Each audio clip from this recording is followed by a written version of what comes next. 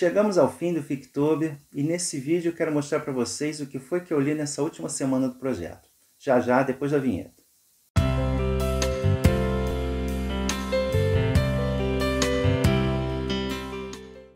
Sejam todos muito bem-vindos, você está no canal Livros e E-Books, eu sou o Carlos. Se é a sua primeira vez aqui, espero que goste do conteúdo. Se gostar, por favor, não deixe de dar a sua curtida lá no final para ajudar na divulgação do canal. Para quem já acompanha aqui o canal, sabe que eu estou participando esse mês do Fictober, que é um projeto dedicado à leitura de obras vitorianas durante o mês de outubro. É um projeto que está sendo trazido ao Brasil pela primeira vez, com a participação de vários canais, tanto do YouTube quanto do Instagram. Tem muito conteúdo legal. Basta você colocar aí nas redes sociais as hashtags que eu vou deixar aí embaixo e você vai ter acesso a muito conteúdo bacana. Vale a pena dar uma espiada. A obra principal que eu escolhi para participar desse projeto foi o Jane Eyre, da Charlotte Brontë, que eu fiz a leitura no decorrer de todo o mês. Eu vou falar um pouquinho mais sobre ele aí no final. Não vou me estender muito, porque eu pretendo fazer um vídeo exclusivo para ele ainda. E no decorrer do mês eu fiz a leitura de várias outras obras menores, todos de autores, procurando variar bastante os autores e os temas, né? Então eu li contos, eu li novelas, eu li peças de teatro. E eu não poderia deixar passar esse projeto sem a presença de dois dos meus escritores favoritos, não só vitorianos, mas da literatura em geral, que são o Thomas Hardy e o Oscar Wilde. Então eu escolhi duas obras menores desses dois escritores para trazer aqui nessa última semana para vocês. A primeira obra sobre a qual eu quero falar com vocês é o conto O Sardo Melancólico da Legião Alemã, do Thomas Hardy. Em 1889, o Thomas Hardy apresentou o manuscrito do seu romance Tese dos D'Urbervilles. Inclusive já tem vídeo aqui no canal, vou deixar o link aí para quem tiver interesse em assistir. Mas o editor recusou, porém, para manter o contato, a política de boa vizinhança com o escritor, pediu a ele que escrevesse um conto, uma obra menor para ser publicado na sua revista. Ele então apresentou esse conto que acabou se tornando um dos mais conhecidos e considerado um dos melhores do escritor, presente em várias coletâneas. A história desse conto se passa no início do século XIX, na época do envolvimento da Inglaterra nas guerras napoleônicas. Com aqueles casamentos que ocorriam entre as casas reais da Europa, o rei da Inglaterra tinha domínio sobre algumas regiões da Alemanha, que ainda não era um país único. E para ajudar a engrossar o exército inglês, né, nas guerras contra Napoleão, ele trouxe da Alemanha vários soldados que formaram regimentos alemães dentro do exército inglês. E com o fim da guerra, né, as negociações de paz ocorrendo, vários desses agrupamentos de soldados estão acampados em diversas regiões do país, sem ter muito o que fazer, esperando só a hora de voltar para casa. O narrador conta que ele ouviu essa história quando ele tinha 15 anos de idade, da boca da própria protagonista, uma senhora de 75 anos, mas que fez ele prometer que só seria divulgado depois que ela já tivesse morta, enterrada e esquecida. Essa personagem é a Phyllis Grove, que é a filha de um médico que foi morar no interior de forma praticamente reclusa, mas mesmo assim eles ainda recebem a visita de algumas famílias, e numa dessas visitas ela vem a conhecer o jovem Humphrey, que é um jovem de uma boa família, porém que já não está no seu auge, está meio empobrecido. Mas mesmo assim o pai vê esse casamento com bons olhos, né? Então fica estabelecido ali que eles vão se casar. Porém o Humphrey diz que ele tem alguns assuntos para resolver no continente, que ele vai resolver a sua vida e depois voltar para casar com ela. Ele fica vários anos fora. Durante esse período todo eles trocam cartas, mas ela vai percebendo que à medida que o tempo vai passando, o teor dessas cartas vai se tornando cada vez menos romântico. E ela começa a desconfiar de que ele está querendo sair fora desse compromisso. E nas proximidades desse local está acampado um desses regimentos de soldados alemães, porque o rei adquiriu o hábito de passar ali alguns meses de verão. Com isso, traz toda a corte, todo o serviço público do país, né, para ele poder continuar atuando durante o seu veraneio. Com isso, atiça ali a presença de toda essa gente, atiça a curiosidade do pessoal que mora ali nas redondezas, especialmente das moças, e com a Phyllis isso não é diferente. No limite da propriedade dela tem um muro de pedra e ela começa a passar cada vez mais tempo sentada ali observando a movimentação. Numa dessas ocasiões, ela conhece um jovem soldado que começou a passear por ali, que é o Matheus Tina, que está com um sentimento de tristeza muito grande, porque ele está ali parado esse tempo todo sem fazer nada, está doido para voltar para casa.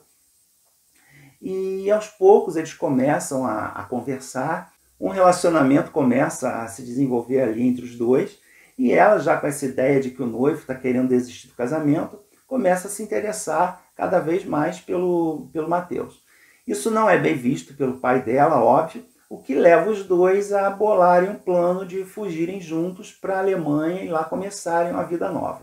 O problema é que isso ia causar para a vida dela um grande transtorno e para a vida dele também, porque ele seria considerado um desertor e poderia até vir a ser preso por conta disso. Logicamente, se tratando de uma história do Hard, para quem já conhece, já leu alguma coisa dele, sabe que não dá para esperar um final feliz. Ele é muito fatalista e aqui a rigidez vitoriana, especialmente em relação à posição da mulher, fica bem acentuada. O Hard é muito criticado por conta dos seus excessos descritivos. Então a leitura de contos dele é bem interessante porque a gente tem contato com a beleza da sua escrita. Ele é considerado um dos escritores vitorianos com a escrita mais bonita, mas sem esses excessos de descrição. Então é interessante ler os contos dele. E procurando um conto do Hard para ler, eu descobri que, infelizmente, apesar dele ter sido um escritor bastante prolífico, escreveu cerca de 55 contos, apenas 3 foram publicados no Brasil, então são bem difíceis de encontrar. Esse eu li na internet, mas ele aparece no volume 6 da coleção Mar de Histórias, se eu não me engano, da editora Nova Fronteira, com tradução do Aurélio Buarque de Holanda.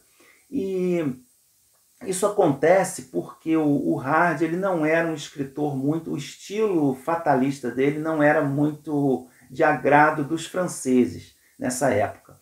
E como praticamente toda a literatura que vinha para o Brasil, que era traduzida no Brasil, vinha da França, a gente só tem aqui os escritores que passavam, né, que eram de agrado, que eram publicados na França, que não é o caso do Hard. Por isso que é difícil encontrar as obras dele. A gente tem alguns dos romances principais, mas os contos, infelizmente, é muito difícil de conseguir. Mas vale muito a leitura, ele tem uma escrita muito bonita e é um conto que vale muito a pena conhecer. E a outra obra que eu li foi a peça Salomé, do Oscar Wilde, que embora não tenha um tema vitoriano, é considerado uma das suas obras mais significativas. Ainda quando era estudante, o Wilde teve contato com vários textos clássicos e bíblicos. E já começou aí a se interessar por essa história, né, tão conhecida dessa princesa israelita que pediu a cabeça do João Batista como prêmio por uma apresentação de dança. A peça, então, foi inspirada nesse relato bíblico, é uma peça curtinha, em apenas um ato, e acontece durante uma festa ali no Palácio do Rei Herodes, que a Salomé, sua enteada, quer conhecer pessoalmente o prisioneiro João Batista, aqui chamado de Iocanã, que seria o nome original israelense do João Batista. Ele vem pregando publicamente a respeito do casamento incestuoso do rei, que teria mandado matar o irmão para poder ficar com a cunhada. E por isso ele foi preso. E ela, então, ao conhecê-lo, ela tenta seduzi-lo, e como ela é rechaçada por ele, ela resolve, então, se vingar. No decorrer da festa, o Herodes, que tem um olho bem grande também para cima da Salomé, insiste que ela se apresente para ele, e ela se recusa, e ele diz então que ele vai dar a ela o que ela quiser como prêmio pela sua dança, né? se for do agrado dele, nem que seja metade do reino dele. Ele já está bêbado, então ele faz essa promessa. Ela então se apresenta com uma dança, né, muito esplendorosa. Inclusive é nessa peça que aparece pela primeira vez a famosa Dança dos Sete Véus, que hoje em dia é considerada um tipo de dança do ventre muito misteriosa, muito sedutora, e que apareceu aqui pela primeira vez. A Salomé então se apresenta, o rei fica maravilhado com a sua apresentação, e ela pede como prêmio a cabeça do João Batista numa bandeja de prata. O rei fica horrorizado, porque ele tem medo do João Batista, então ele acha que ele vai ser punido por Deus se ele fizer isso, mas ele não pode voltar atrás ali diante de todos os convidados, embora ele tente bastante ali mudar a ideia dela, ela se mantém firme, instigada pela mãe, lógico, que é a principal alvo das pregações do João Batista, mas aqui ainda tem algum acontecimento depois desse desfecho da história, que não aparece na Bíblia, né? Então é interessante que o desfecho aqui também é um pouquinho diferente. A personagem da Salomé aqui é aquele estereótipo da mulher fatal, né? Que vai até as últimas consequências, extremamente vingativa, e que faz de tudo que estiver ao seu alcance, mesmo que tenha que jogar sujo, para conseguir os seus objetivos. Um outro aspecto interessante dessa peça é a forma como os judeus são retratados. Existem 3 aqui que, embora tenham a mesma religião, eles têm opiniões bastante conflitantes sobre como praticar essa religião. E isso daí, alguns estudiosos veem uma crítica do Wilde à própria religião inglesa, que tinha ali várias discussões a esse aspecto, aquelas discussões sobre aspectos religiosos que na verdade não têm a menor importância e não levam a lugar nenhum. Essa peça é bastante trágica e tem um clima de tensão bem grande. A gente sente todo o tempo essa atmosfera de que algo ruim vai acontecer. Inclusive isso é bastante acentuado nas falas dos personagens, não só dos principais, mas também dos secundários. Tem sempre aquele clima de mistério, de suspense, de que tem algo no ar. A história de publicação dessa obra também é bastante interessante e problemática. Ela foi lançada inicialmente na França em 1893, foi escrita originalmente em francês e traduzida para o inglês pelo Lord Douglas, o amante do Oscar Wilde. Mas o conhecimento de francês dele era muito pobre e o resultado ficou horrível. O Wilde detestou, então ele mesmo se encarregou de fazer a tradução para o inglês, mas manteve um agradecimento ao namorado na apresentação da obra. E tão famosas quanto o texto foram as ilustrações que o artista Audrey Berdley fez para a edição dessa obra. São figuras assim bem fantásticas e até um pouco macabras, e que na época foram consideradas, né, decadentes e obscenas. Hoje tem um grande valor, estão expostas aí em museus. Mas é claro que foram aprovadas pelo Wilde, né, e que, segundo ele, numa nota que ele publicou, ele foi o único artista que conseguiu entender o que ele quis colocar na peça, especialmente a tão famosa dança dos 7 véus. O Wilde era apaixonado pelo trabalho da atriz Sarah Bernhardt, que era considerada a grande atriz dessa época, né? E escreveu essa obra tendo a atuação da atriz em mente. E embora ela, ainda em 1893, tenha começado os ensaios para essa peça, ela foi logo proibida pela censura britânica da época, alegando que não era permitida a encenação de peças utilizando personagens bíblicos. Logicamente, o teor erótico, escandaloso da peça não ajudou na liberação, né? E como essa proibição só foi revogada muitos anos depois, levou bastante tempo até a peça poder ser encenada publicamente na Inglaterra. Depois disso, ela criou fama, é encenada até hoje. Inclusive, uma das apresentações mais recentes foi com o Al Pacino, interpretando o Herodes. E nessa semana também concluí a leitura do Jane Eyre, que nessa reta final foi um pouquinho mais arrastado, mas é um livro excelente, faz jus a toda a fama que tem. Eu não vou falar sobre ele aqui, porque eu pretendo assistir algumas adaptações, tem uma leitura paralela que eu quero fazer também. Então, em breve eu vou trazer um vídeo específico, mais completo sobre o Jane Eyre. Então fiquem de olho aí no canal. E com isso eu termino a minha participação no Ficktober desse ano. Foi um mês incrível, com leituras muito interessantes, conheci autores que eu não conhecia, que deixaram aquele gostinho de conhecer mais sobre suas obras, ressaltando que todos os canais participantes estão linkados aí embaixo e vão lá dar uma olhada, tem muito conteúdo legal. Queria agradecer a todos e principalmente a Cristina do canal Relivrando, que foi quem trouxe o projeto para o Brasil esse ano e me fez o convite para participar.